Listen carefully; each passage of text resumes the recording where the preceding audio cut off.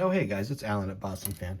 And today I wanted to make a video just showing off a couple recent pickups I've had in my ongoing quest to film more videos and focus on, each pickup individually versus a huge video where I can't really demonstrate why I picked up the card.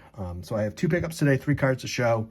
Two are related to each other, so I wanted to show one that I haven't ever showed it off on the channel, but you'll see why it's relevant. So the first one, smaller pickup, only a couple dollars, I think $4 or maybe $3.50, is the 1983 top sticker Wade Boggs, obviously his rookie year.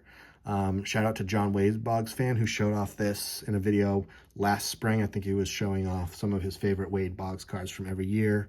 I saw this and it instantly went on my want list to go into my rookie binder. I think it's just neat to have like a rookie year sticker card of one of the great Red Sox players of my generation, just ever so slightly before I was following, but I knew who he was.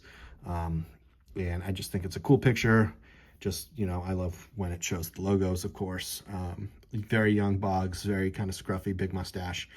Overall, great image. I think it's neat that these were made in Italy. So obviously not a rookie card, but rookie year, and I think it's pretty cool.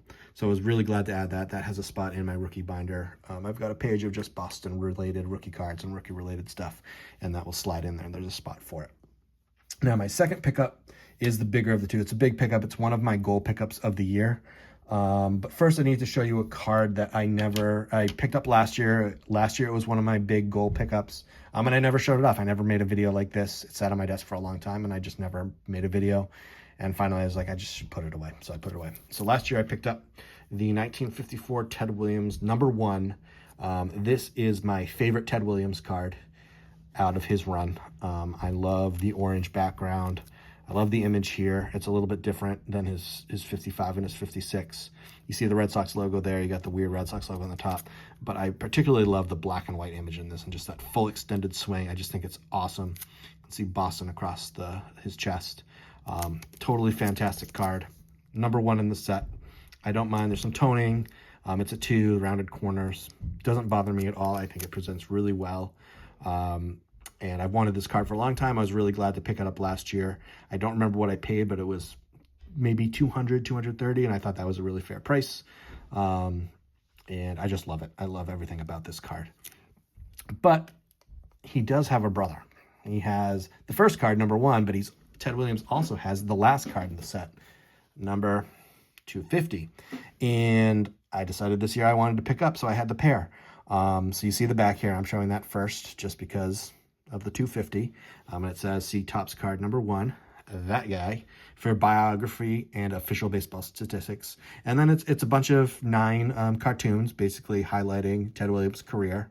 Talking about like how he could have set out the last game to hit for 400 and instead he played and wound up with 406. So it's a nice little summary of his career. Topps was definitely throwing a bone out to his career and kind of trying to show the world what a great player he was. I initially wanted the 54 #1 first because I prefer the statistics versus the panel, but I really wanted to finish the 54 Williams run, the 2 cards to bookend the set.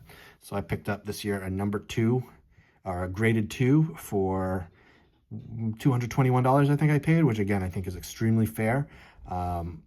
Love the image on this card, not as much as #1, but it does stand out.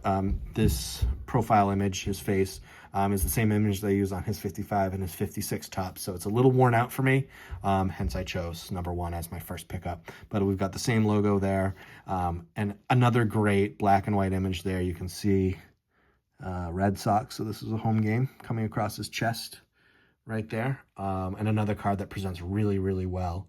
And again, there's so much talk about presentation and how this looks, and I think the 2 cards together are going to look fantastic on or in a display case together once that sports room that I've talked about is done.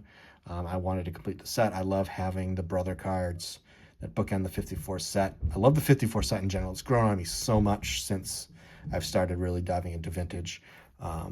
So this was one of my big goal pickups this year. It's probably the biggest card that I want. There's also a couple Koufaxes that I want. But this was top of the list, and I'm glad to knock it off really quick.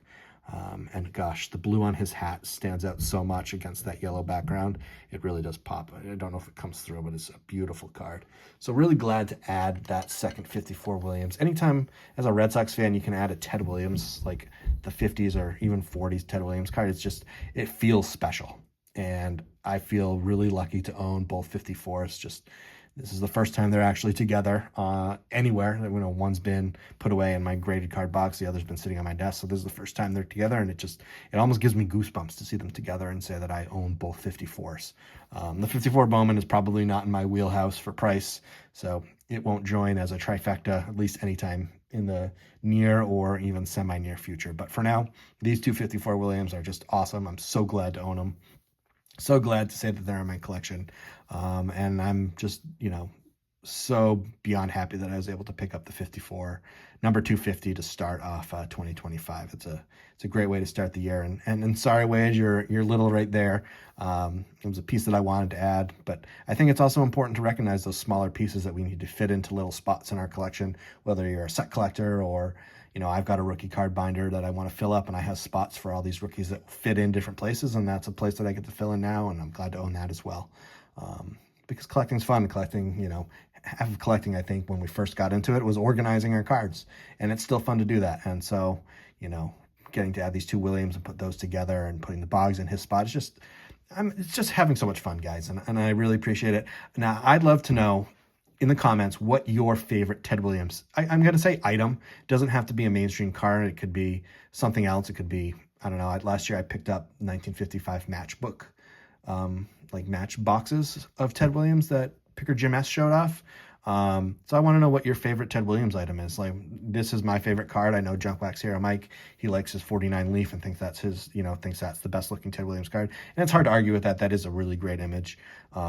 Maybe if I randomly decided to have that one day, maybe I would change my tune. But right now, for me, out of his run, the 54 number 1 is my favorite. So I'd love to hear what do you guys think is the best Ted Williams card out there? There's no wrong answers, of course. It's just opinions, and I'd love to hear the gamut of what you guys think about the Teddy ball game. So anyway, this video is getting a bit long for just two pickups and 3 show-offs. So thanks for watching, guys, and until next time, keep collecting, keep having fun.